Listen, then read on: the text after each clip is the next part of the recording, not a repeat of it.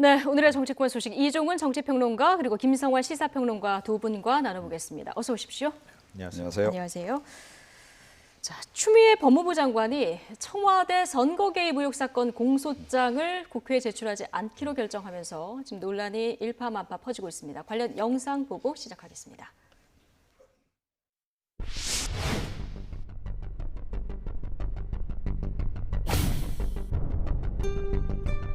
국민의 알 권리 차원에서 공소장 제출을 처음 지시한 노무현 대통령을 2번 우롱하는 것입니다.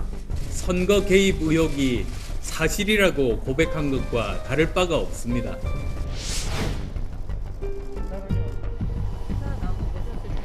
더 이상 이런 잘못된 관행은 반복돼서는 안 된다. 그것이 국민 피해로 이어질 것이기 때문에 참여연대도 법무부가 개인 명예나 사생활 보호라는 이유로 공소장을 비공개하는 건 이해하기 어렵다며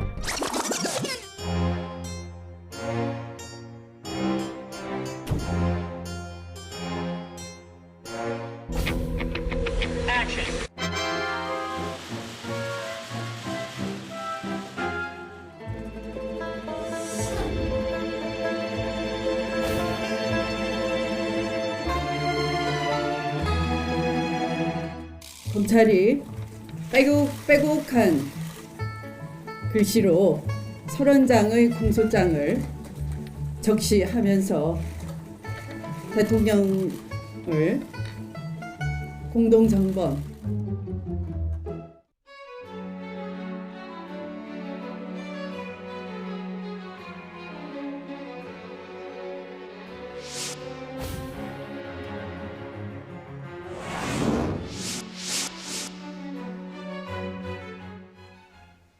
네. 왜 하필 이 시점에 비공개 결정을 했을까? 이 부분에 대한 공방이 벌어지고 있는 이런 상황입니다. 일단 국회에서 공소장 요청을 했는데 지금 60쪽짜리 공소장 5쪽 요약본만 제출된 이런 상황인 거죠? 네, 그렇습니다. 요약본을 왜 보냈나 모르겠어요. 예, 그러니까 사실은 큰 의미 없는 거 아니겠습니까? 근데 제가 보기에는 이게 또 다른 나쁜 전례를 남겼다 이렇게 생각을 합니다. 예. 그러니까 이런 식이면 예를 들어서 고유정 씨 사건 같은 그런 그 끔찍한 살인 사건이 예. 벌어졌어도 국민들은 수사 과정에서는 피의 사실 공표 금지 때문에 수사 내용을 전혀 모르고 그 다음에 이 기소를 한 이후 직후에도 공소장 내용을 볼 수 없어서 어떻게 사태가 전개가 됐는지 수사가 어떻게 진행이 됐는지 제대로 됐는지 안 됐는지 알 길이 없어진 예. 거죠.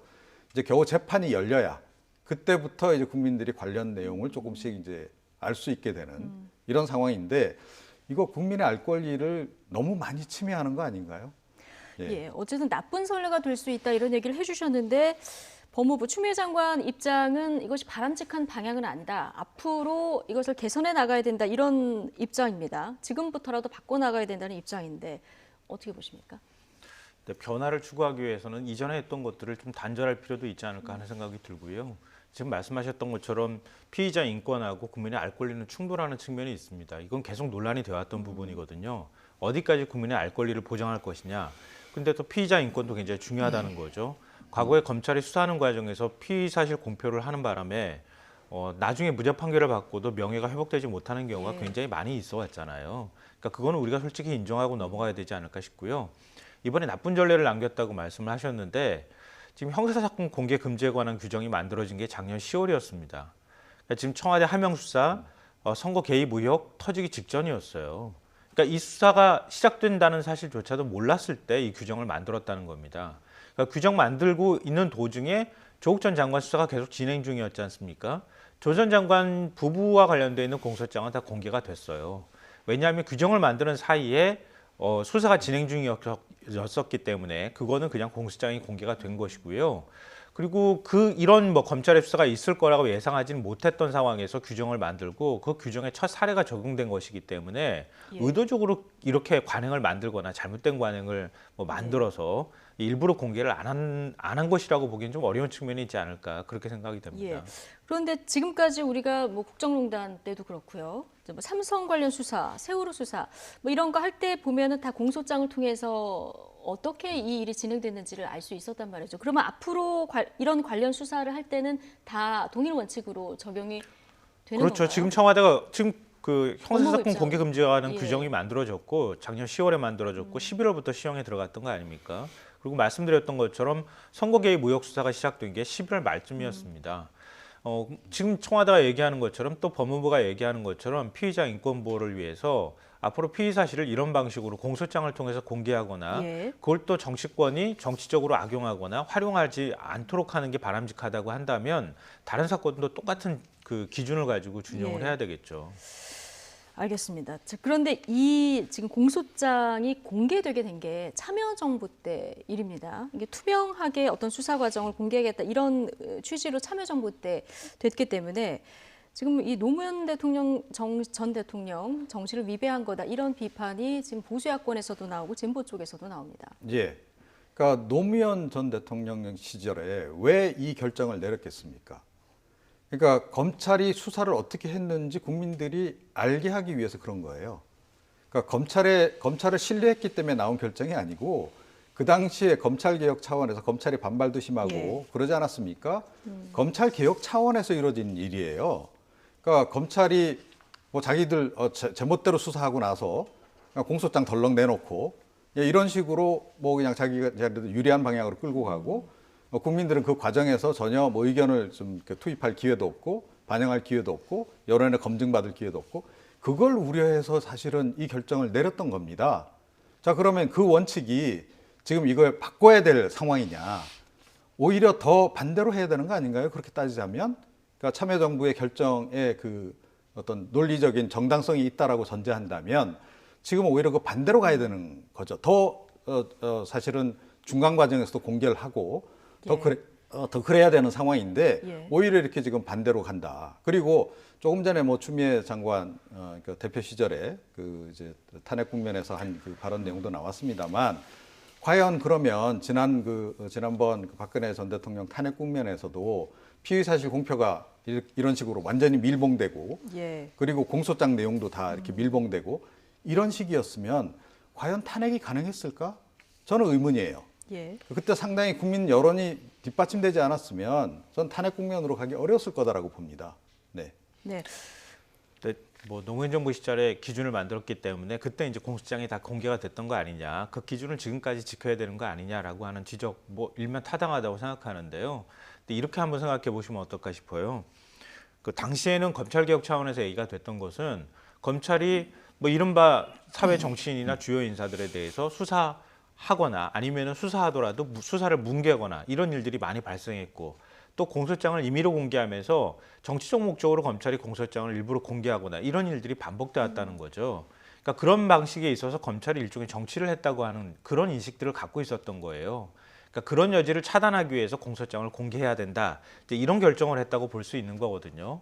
근데 거꾸로 나중에 보니까 공소장을 공개함으로 인해서 공개하기도 전에 노무현 전 대통령 논두렁 시계 사건 다 알고 계시잖아요. 그래서 어떤 일이 벌어졌는지 많은 분들이 알고 있으시잖아요.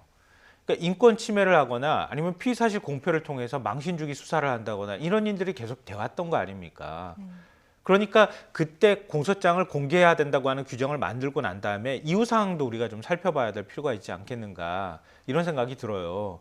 그러니까 그렇게 해서 인권 침해가 일어나거나 이런 부작용들이 많이 발생했기 때문에 그러면 공소장 공개를 통해서 피의자가 회복될 수 없는 그런 명예회복을 명예를 침해당하거나 이렇게 했을 때 어떻게 할 거냐 이런 부분에 대해서도 우리가 좀 고민해 볼 필요가 있다고 생각하고요.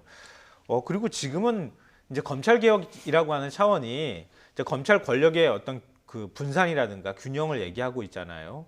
그리고 검찰이 수사를 하는 데 있어서 뭐 물론 이제 보는 인식에 따라 다를 수 있겠지만 정권 수사라든가 정권의 하명 수사를 받거나 이렇게 하지 말자고 하는 기본적인 취지는 있는 건데 예.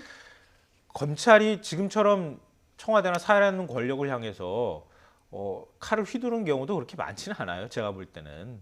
그러니까 이거는 누가 수사를 하라 마라 해서 검찰이 수사하는 건 아니거든요. 시대가 이미 바뀌었다는 거예요. 예. 그러니까 바뀐 시대에 맞춰서 지금의 규정을 만드는 것 자체를 우리가 무조건 이전에 이렇게 왔기 때문에 지금도 이래야 한다라고 하는 인식으로 예. 그 잣대를 들이대는 것은 바람직하지 않을 수도 있다는 겁니다. 알겠습니다. 지금 말씀하신 그 인권 소지 침해 이 부분 때문에 법무부는 앞으로 일괄 이 기준을 적용해서 개선해 나가겠다 이런 입장입니다. 그런데 이 법무부의 공소장 비공개 결정에 야권, 특히 보수 야권 중심으로 강한 비판이 나오고 있습니다. 반응들 듣고 오시죠. 부정선거공소장, 정권 몰락 예언서라도 되는 것입니까? 이런 질문들이 나오고 있습니다. 문재인 정권이 울산시장 선거 개입 공소장을 기어이 꽁꽁 숨기는 것을 보면 이것이야말로 셀프 유죄 입증이 아닌가 생각됩니다. 문재인 대통령이 연루된 정황, 대통령이 직접 보고받은 사실이라도 전혀 있는 건지 없는 건지 밝혀야 될 시점이 된 것 같습니다. 헌법과 법률에 의해 보장된 국민의 알 권리를 잘못된 관행이라고 규정하는 일도 서슴지 않고 있는 것입니다. 집권 여당의 전 당대표와 법무부 장관이라는 절대 만나서는 안 될 치명적 콜라보의 결과입니다. 예.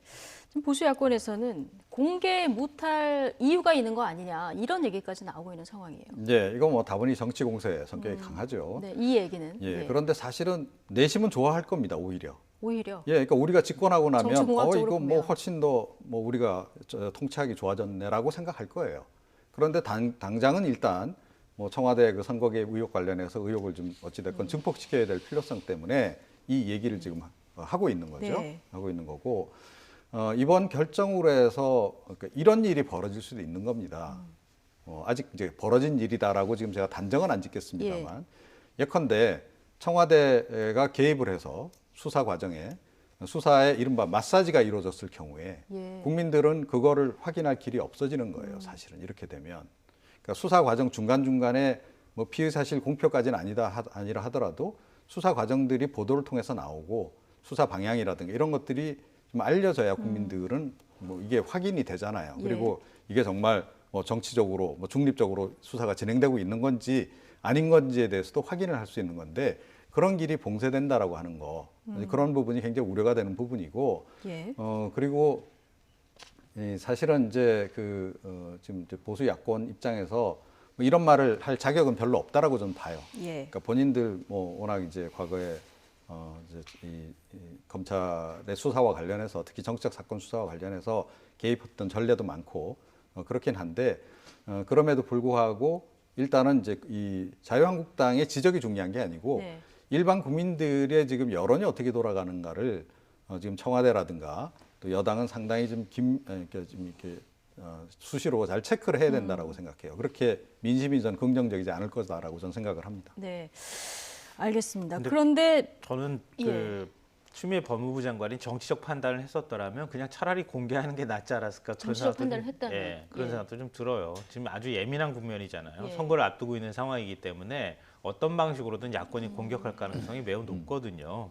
그러니까 공소장이 공개되면 공개됐다고 공격할 것이고 공개 안 하면 안 했다고 또 공격하는 이런 상황이 벌어지고 있는 거 아닌가 싶은데요. 그러니까 저는 뭐 지금 청와대가 개입을 했느냐 안 했느냐 여러 가지 뭐 지금 황교안 대표 얘기도 나오고 그렇지만 그건 동아일보 가서 물어보시면 되지 않나 싶어요. 동아일보가 공소장 입수해서 지금 공개를 했잖아요, 신문에. 근데 지금 얘기 나오는 것처럼 그런 내용이 만약에 문재인 대통령이 보고받고 직접 지시하고 이런 것들이 검찰 수사를 통해서 드러났다고 하면 동아일보가 보도 안 했겠습니까? 보도했겠죠, 당연히. 그러니까 공개 안 했다는 사실만 가지고 이렇게 사실이라고 보기 어려운 내용까지 의혹을 부풀려고 하는 게 이게 예. 맞는 건지 이게 바로 정치적 목적으로 활용하기 위한 것이 아닌가 이런 생각이 들어요. 그러니까 오히려 정치적으로 활용을 안 하려고 하기 때문에 거꾸로 얘기하면은 원칙대로 공개하지 직진하는 않는 게 거다. 좋다. 이렇게 지금 추미애식 정치를 하고 있는 거 아닌가 싶어요. 예. 추미애식 법무부 장관의 나름의 어떤 판단을 하고 있는 거 아닌가 하는 생각도 예. 들어요. 말씀하신 대로 공개 안 한다고 했지만 언론 취재를 통해서 이게 지금 새 나왔고 내용을 보면은 송초루 시장이 황운하 청장에게 수사 청탁을 했다는 내용도 있고요. 경찰이 청와대 21번 이 내용을 보고했다 뭐 이런 내용도 있는데 이미 언론을 통해서 많이 이제 알려진 내용들이 대부분인데 그렇다면 지금 굳이 어차피 언론에 이렇게 나올 수밖에 없는 구조일 것 같아요. 이게 지금 검찰이 13명을 기소했던가요? 그러면은 여기 피의자들이라든가 변호인들이 요청하면은 줄 수밖에 없는 상황이라서 뭔가 공소장을 궁금해하다 보면 나오기가 쉬운 구조인데 지금 오히려 정치적 판단을 추미애 장관이 안 한 것이다 얘기했는데 왜 이런 그 글쎄요. 직진만 계속하는 거라고 보십니까? 저는 그렇게 생각하지 않습니다. 예. 그러니까 이제 득실을 따졌겠죠. 이게 이제 공개됐을 때 정치적 파장과 비공개했을 때 정치적 파장. 그런데 비공개하는 편이 훨씬 더 유리하다라고 생각했기 때문에 저렇게 결정을 내렸다라고 저는 생각이 들어요. 예. 이게 과연 문재인 대통령이 이런 그 비공개 방침을 재가를 했는지 안 했는지 모르겠습니다. 근데 뭐 청와대 쪽에서는 일단 뭐 규정에 따라 한 예. 일인 것으로 설명을 하고 있기 때문에 청와대도 사전에 잘 이제 알았던 것 같고 보고를 다 받았던 것 같고 동의를 해준 것 같아요. 근데 저는 공소장 내용을 보니까 왜 이거를 비공개로 하려고 했던지 좀 납득이 가요. 예. 그러니까 13명 무더기 기소했을 때 여당이나 청와대 쪽에서 뭐라고 얘기를 했습니까? 좀 무리한 기소다라고 좀 이야기를 하지 않았어요? 근거도 없이 마치 한 것처럼 그렇게 얘기를 했고, 그러니까 국민들 입장에서도 그래 뭐 그럴 수도 있겠다 이런 생각을 한 거예요. 자, 근데 공소장 내용을 보게 되면 굉장히 구체적으로 그러니까 이 범죄 사실들이 기술이 돼 있는 거 아니겠어요? 예. 구체적으로 보고가 이루어졌고 또 지시 내용도 좀 나오는 거고, 자 이런 걸 보니까 제가 보기에는 이랬기 때문에 이게 충분히 이건 뭐 비공개로 하려고 했던 그런 의도가 설명이 된다라고 봐요. 자, 그런데 그러니까 어찌 됐건 뭐 파장은 어느 정도 계산했을 거다라고 생각하는데요. 예. 그 파장이 뭐 어느 정도까지 미칠지는 모르겠어요. 그럼에도 불구하고 이 단순히 이 선거 국면에서 이 그 정치에 대한 파장, 선거에 미칠 파장을 우려를 해서 이런 식으로 결정을 내리는 것, 이런 식으로 나쁜 전례를 남기는 것, 예. 그것이 남길 좀 더 장기적인 그 후과, 예. 그러니까 그 장기적인 그 여파, 이런 부분도 좀 생각을 해야 된다. 그래서 최근에 보면 이 정부 여당이 너무 좀 단견으로 이런 결정들을 자꾸 내리는 것 같아요. 그런 것들이 나중에 이게 시간이 지나고 나면 상당히 정치적인 부담으로 이게 작용할 수 있다. 그 점을 제가 지적을 안 할 수가 없습니다. 알겠습니다. 법무부의 대응에 대해서 뭐 상반된 평가가 나오고 있는데 이게 뭐 역시 총선을 가를 어떤 민심한 변수가 되지 않을까 싶습니다. 자, 총선 얘기로 본격적으로 넘어가 보면 자, 황교안 대표가 어제는 뭔가 거취에 대해서 입장이 나오지 않을까. 종로에 나갈까 말까. 자, 그런데 지금 보면은 종로는 일단 황교안 대표의 불출마로 가닥을 잡는 것 같아요. 분위기는 그런 것 같아요. 예. 공간이 내에서도 뭐 이견이 있다 이렇게 얘기는 나오는데 공간이 분위기로는 종로로 갔으면 좋겠다고 하는 쪽이 조금 우세한 거 아닌가 싶은데요. 예. 황 대표가 그렇게 얘기를 했다고 하죠. 당의 결정에 따르겠다. 나는 내가 결정한다. 이 앞뒤가 이게 맞는 말인지 모르겠습니다. 당의 결정에 따르겠다고 하면은 공간에서 결정하면 따라야 되는 건데 그건 내가 결정할 문제다. 이렇게 된다면은 이건 또 본인이 모든 걸 다 결정하겠다고 하는 얘기가 되기 때문에 지금 뭔가 갈팡질팡하고 뭔가 쉽게 결단을 잘 못 내리는 거 아닌가 싶은데요. 예. 문제는 뭐냐면 이렇게 미적미적하는 사이에 이미 황교안 전 국무총리는 가가지고 딱 자기의 포석을 주고 이낙연. 이낙연 전 국무총리는 예. 이미 가서 종로는 내가 여기 출마할 겁니다. 올 테면 오십시오라고 하는 얘기를 신호를 계속 보내고 있는 거 아닙니까? 그럼 황교안 대표 입장에서 거기 안 가게 되면 그걸 피하는 싸움이 돼버리잖아요. 그리고 다른 누군가를 출마시킨다고 하면은 결국은 적진에 뛰어들어서 선봉에 서야 될 장수가 지금 병사들 뒤에서 등을 떠미는 게 돼버리는 거죠. 예. 이게 과연 어떻게 비칠지 또 한편으로 보수정 쪽에서 바라볼 때도 좀 우려스러울 것 같고요. 문제는 이걸 하나로 끝나는 게 아니라 내가 험지 출마하겠습니다. 어떤 것이라든 감수하겠다고 얘기를 했었는데 다른 누구한테 지금 험지 출마하라고 얘기할 수 있겠습니까? 이렇게 하면은 당내에서 말빨도 명분이 안 나올 것이다. 선다는 예. 거예요. 그렇군요. 어제 공관위 회의 참석자 얘기 들어보면 뭐 황교안 일병 구하기 같았다 이런 말들도 나오는 것 같은데 지금 얘기대로라면 이제 와서 종로를 만약에 나간다 하신들 크게 효과는 없을 것 같다 이런 느낌도 드는데 출마할 생각이었으면 벌써 출마 선언했겠죠. 벌써 했었을 것이다. 예, 당연히 그런 거고요. 무소속 이정현 의원이 지금 깃대를 꼽은 상황에서는 더 가기 힘들어진 거죠. 예. 사실은. 그러니까 이정현 의원만도 못한 정치적 결단력을 가지고 어떻게 향후에 정치를 해나가실 수 있을지 전 굉장히 걱정인데요. 어찌됐건 뭐 제가 보기에는 뭐 황 대표의 마음은 이미 종로를 떠나신 것 같고 네. 아마 이제 좀 더 포장을 잘해서 이제 다시 이제 뭐 출마와 관련한 얘기를 할 것 같아요. 네. 그건 뭐 제가 보기에는 한 길밖에 없지 않나 이런 생각이 듭니다. 그러니까 비례대표로 가면서 그러니까 전국 선거를 지금 이끌기 위해서 그렇게 간다. 예. 이거 말고는 뭐 달리 지금 선택할 길이 없는 거 아닌가 이렇게 생각을 합니다. 그렇군요. 근데 그렇다면 비례를 못 가잖아요. 미래한국당이 있는데 비례 안 내겠다는 거 아닙니까? 자유한국당이. 그리고 비례를 예. 못 가니까 내가 차라리 불출마를 통해서 백의종군하겠다 이렇게 나오지 않는 한 다른 지역으로 가가지고는 효과가 별로 없을 것 같다는 생각이 들어요. 아직까지 종로 출마 선언이 안 나온다면 차라리 불출마를 네. 선언해서 전체적으로 오히- 미는 것이 전체 그런 판세가 날 의견을 것이다. 제기를 하고 있다는 예. 얘기를 제가 또 듣기도 했었습니다. 그렇군요. 이게 이런 지금 한국당의 상황들이 전체 그 판도에 어떤 영향을 미칠지도 굉장히 궁금한데 정치구단의 대한신당 박지원 의원 결국 전체 선거구도를 살리기 위해서 황교안 대표가 떠밀려서 종로에 나갈 거다 이런 분석을 내놓게 됐습니다. 듣고 오시죠. 제가 얘기했잖아요.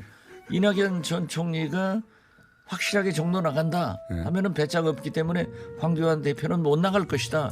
지금 딱 그대로 된 거예요. 보수 대통합 절대 안 된다. 소통합은 될 것이다. 연합은 될 것이다. 지금 나타나고 있잖아요. 결국 한국당의 전체 선거 구도를 살리기 위해서는 황교안 대표가 등 떠밀려서라도 종로로 갈 것이다. 아직은 저는 그렇게 봅니다. 그렇지 않으면은 공천이 어떻게 되겠어요?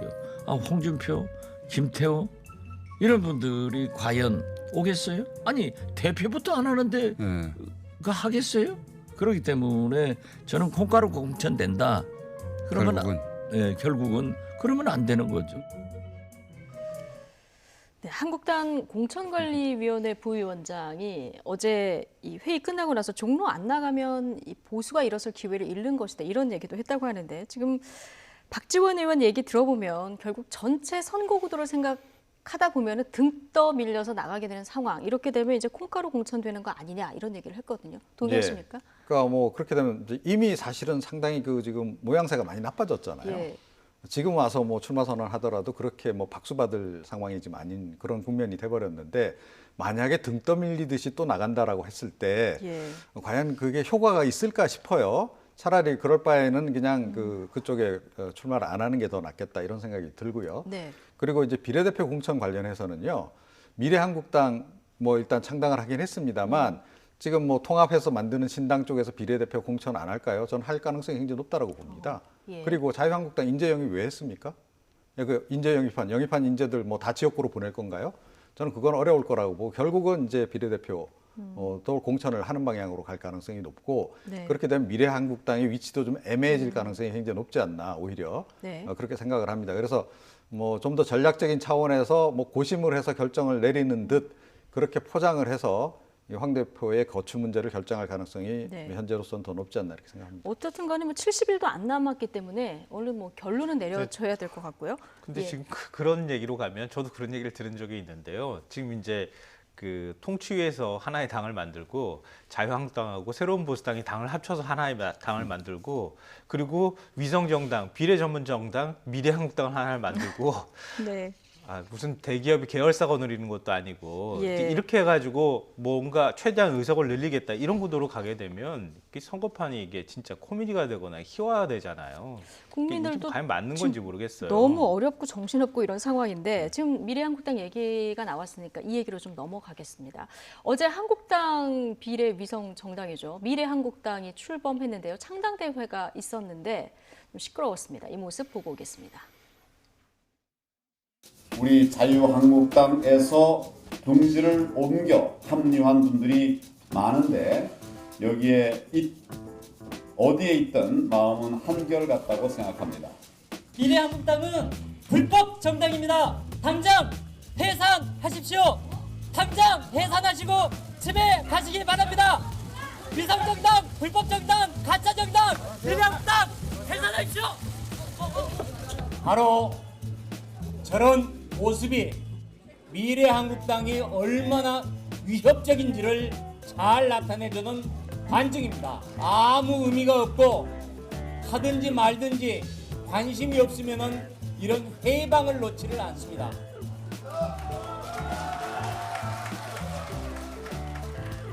네. 황교안 황교안 대표 그리고 심재철 원내대표 사이에 지금 불법 정당이다 이렇게 얘기한 분이 계십니다. 여기는 오태양, 우리미래당 또 공동대표네요. 그러게요. 저도 뭐 사실은 당명은 이번에 예. 처음 봤는데요. 나름 진보 성향을 가지고 있는 사람들이 모여서 만든 단체라고, 당이라고 그래요. 네. 근데 아직 뭐 활동을 본격적으로 하지 않아서 잘 모르겠는데, 근데 지금 공식적인 초청을 받은 것 같아요. 초청을 받아가지고 연단위에 올라갔는데 저기 그냥 본인이 뛰어 올라가가지고 갑자기 소리친 게 아니라 예. 뭐 초청 연사로서 가가지고 한마디 해달라고 얘기를 한 것 같은데 그 자리에서 저렇게 불법 정당이라는 얘기를 하니까 네. 아무래도 이 알고 중앙당 초청장을 보냈을까요?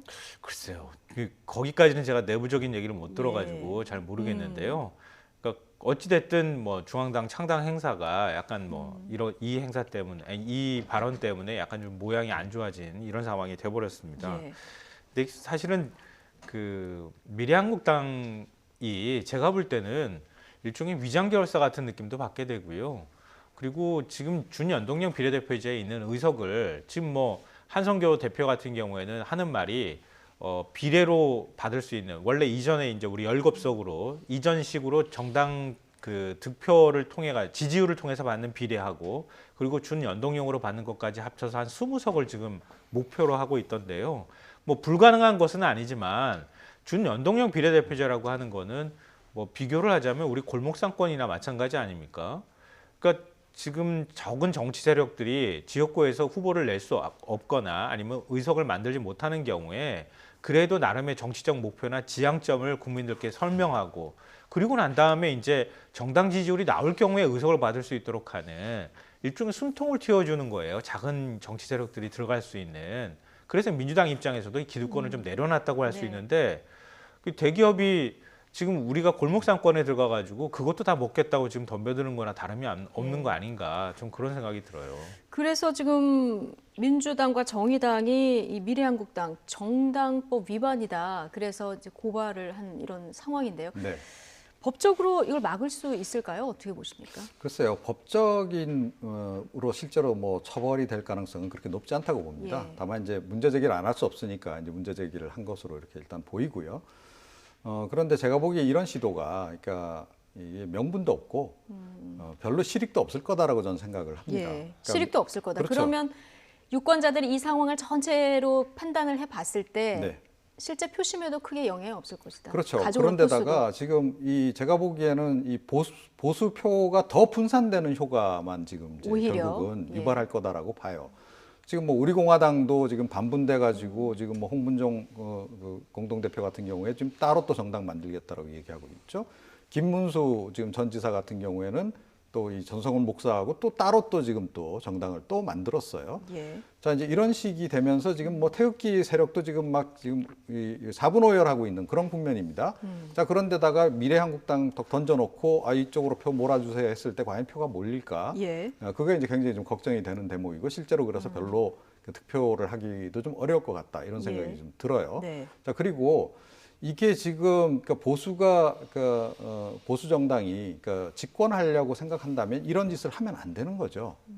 그러니까 이게 과연 정치 혁신하고 무슨 상관이 있습니까? 오히려 정치 혁신의 역방향 아닌가요? 예. 그리고 조금 전에 이제 지적을 잘 하셨는데 이건 그야말로 재벌 정당이 갑질하는 거나 다름없는 거죠. 예. 그러니까 뭐 그야말로 소수자의 그 일자리까지 다 뺏겠다는 거하고 지금 똑같은 거예요. 지금 따지고 보면. 예. 자, 이런 것이 국민들로부터 지지를 받을 수 있느냐? 받을 수 없다. 그래서 지금이라도 이 시도 좀 접는 게 좋은데 뭐 이미 창당까지 해버린 상황이어서 예. 접기도 어려울 것 같고 제가 보기에 통합신당이 만들어지면 자연스럽게 좀 정리가 되지 않을까 싶긴 합니다. 알겠습니다. 이 부분을 좀 주목해서 봐야 되는데요. 만약에 이렇게 되면 예를 들어서 문재인 정부를 심판하겠다고 하는 보수진영의 목소리가 있을 거 아니겠습니까? 근데 지금 자유한국당이 하는 모습이나 이런 것들을 보고 실망을 할 가능성도 있어요. 그리고 미래한국당을 찍기 싫어할 가능성도 있거든요. 그러니까 그런 경우에는 어디로 갈 거냐. 자칫하면 안철수 신당이 어부지리를 얻을 가능성도 저는 있어 보여요. 여기도 싫고 저기도 싫을 여기도 경우에. 싫고 저기도 싫다. 이 틈을 좀 공격해 들어갈 경우에는 예. 안철수 신당이 비례 쪽에서 의석을 더 많이 받을 가능성도 있어 보이거든요. 그 부분도 사실은 자유한국당에서 경계해야 될 부분이 아닐까 싶어요. 네. 지금 미래한국당 어쨌든 만들어졌고요. 목표는 지금 비례대표 투표용지에서 2번째 칸을 확보하는 거 아니겠습니까? 자, 그런데 그러려면 지금 한 20석 정도 내외? 지금 뭐 바른미래당, 대한신당, 뭐 민주평화당 혹시 또 합할 수도 있는 이런 상황인데 현실적으로 갈 수 있을까요? 글쎄요. 그러니까 뭐 지금 뭐 잘하면 그렇게 갈 수도 있을 잘하면, 거다라고 예. 좀 봐요. 그런데 아마 마케팅을 잘해야 되겠죠. 예. 그러니까 새로운 정당 통합신당이 만들어진다라고 했을 때, 그러니까 다른 이제 태극기 이 세력을 근거로 한 그런 정당들과 어떻게 차별화를 할 것이며 어떻게 홍보를 할 것이냐. 그리고 당명이 달라질 가능성이 높잖아요. 네. 예, 그러면 뭐 통합신당 이름으로 다시 또 이 이름 또 개명을 할 수도 없는 거고 예. 그런 시기여서 홍보하는데도 상당히 좀 어려움이 있을 것 같고 제가 보기엔 그것보다 가장 큰 문제는 어떤 사람들로 비례대표를 내놓을 건가 하는 건데 인재. 네. 제가 보기에는 새로운 인물로 뭐 채워서 뭐 인재 영입을 해가지고 내보낼 가능성보다는 자유한국당에서 공천에서 탈락한 사람들이 대거 밀려갈 가능성이 훨씬 더 높다. 예. 그러니까 이른바 정리 대상들이 글로 가게 될 가능성이 높은 건데 그걸 국민들에게 그럼 어떻게 설득을 할 수 있겠냐는 거죠. 예, 그런 부분들이 아마 잘 설득이 안 될 것 같고, 예. 그리고 뭐 제가 보기엔 시민단체들도 가만히 있지는 않을 네. 것 같아요. 예, 두 분명히 분 다 이제 좀 선거 전략으로도 별로 바람직하지 않다 이런 얘기를 그렇습니다. 네. 계속 해주고 계신데 남은 시간 동안 짧게 민주당 분위기를 좀 보면 민주당 인재 영입 작업은 계속 뭐 잘 되고 있습니다. 내일쯤 아마 마무리가 될 것 같은데 오늘 17호, 18호 인재를 영입했습니다. 증권과 성공 신화를 일으킨 홍성국 전 미래에셋 대우사장도 영입을 했고요. 착착 진행이 되고 있는데 하나 관심이 김의겸 전 청와대 대변인 스스로 불출마 선언하지 않았습니까? 네. 전북 군산 지역 누가 나갈까 궁금했는데 최동욱 전 검찰총장 얘기가 나왔었나 봐요. 그래서 뭐 기자들 질문이 있으니까 원혜영 위원장이 모실 수 있으면 참 좋지 않을까 그런 생각이 든다. 여기까지 얘기가 나왔는데 가능성이 있는 얘기일까요? 글쎄요, 어디까지 가능한 얘기인지 모르겠습니다. 예. 정치권에서 지금 뭐 모시고 싶은 사람들도 많을 거고요. 또 들어오겠다고 하는 사람도 굉장히 많을 겁니다. 그걸 들어오겠다는 사람 쳐내는 것도 힘들 거고 모시는 것도 아마 쉬운 작업은 아닐 거예요. 그러니까 최동욱 전 검찰총장이 물론 뭐 들어오게 되면은 지금 검찰이 과도하게 수사를 하고 있다고 하는 그 프레임에서 검찰을 통해서 이전 정권에서 희생양이 됐다고 하는 그런 프레임을 또 만들 수 있는 그런 여지는 뭐 없지는 않을 것 같은데요. 네. 그림이 이렇게 좋을 것인가, 또 실제로 그렇게 선언을 할 수 있을 것인가라는 것은 좀 지켜봐야 될 것 같아요. 지금 미리 속단하기는 조금 어려운 문제가 아닐까 싶습니다. 예. 그 민주당 공관이 오늘 정봉주 전 의원에 대한 검증 결과 내놓는다고 합니다. 어떻게 예상하십니까? 네, 보니까 정봉주 전 의원이 상당히 좀 버티는 모양 같아요. 이제 그런 얘기들이 좀 전해지고 있는데 네. 뭐 당 차원에서는 뭐 이번에 정리를 하고 가는 것이 뭐 전체 총선에 좀 더 그 바람직하지 않을까라는 판단을 내리는 것 같고 예. 그런데 지금 뭐 워낙 이제 본인이 그 완고하게 지금 계속 출마를 지금 이제 고집하고 있는 상황이어서 이 부분도 굉장히 조율을 좀 해야 될 필요성이 있는 거죠. 그러니까 정봉주 전 의원 같은 경우에 나름 또 지지 세력이 좀 있잖아요, 그죠? 그렇죠. 그런 예. 부분도 좀 의식이 될 거고 그렇긴 한데 저도 뭐 정봉주 전 의원을 개인적으로 좀 압니다만 좀 그래서 좀 약간 어떤 미안하기도 판단할까요? 합니다만 그럼에도 불구하고 예. 전체 총선 국면을 생각하면 네. 사실은 이 미투운동 자체가 워낙 이 휘발성이 강한 주제이기 때문에 그러니까 출마를 좀 자제하는 것이 스스로. 예 바람직하지 않을까 이런 생각이 좀 듭니다. 알겠습니다. 저는 김의겸 전 대변인보다 더 안 좋은 구도를 만들 가능성도 있다고 봐요. 왜냐하면 두 가지가 있어요. 미투 문제가 껴 있고요. 또 하나는 금태섭 의원을 떨어뜨리기 위해서 나왔다는 얘기를 들을 수 있어요. 예. 그러니까 두 가지 프레임이 같이 작동할 경우에는 굉장히 안 좋은 영향을 미칠 수 있거든요. 그냥 당 차원이든 아니면 정봉주 전 의원이든 빨리 결단을 해줘야 될 부분이 아닐까 싶습니다. 예. 오늘 뭐 검증 결과가 나오는데요. 최종 어떤 선택이 이루어질지 좀 지켜보도록 하죠. 이종훈 정치평론가, 김성환 시사평론가 두 분과 오늘 이야기 나눠봤습니다. 고맙습니다.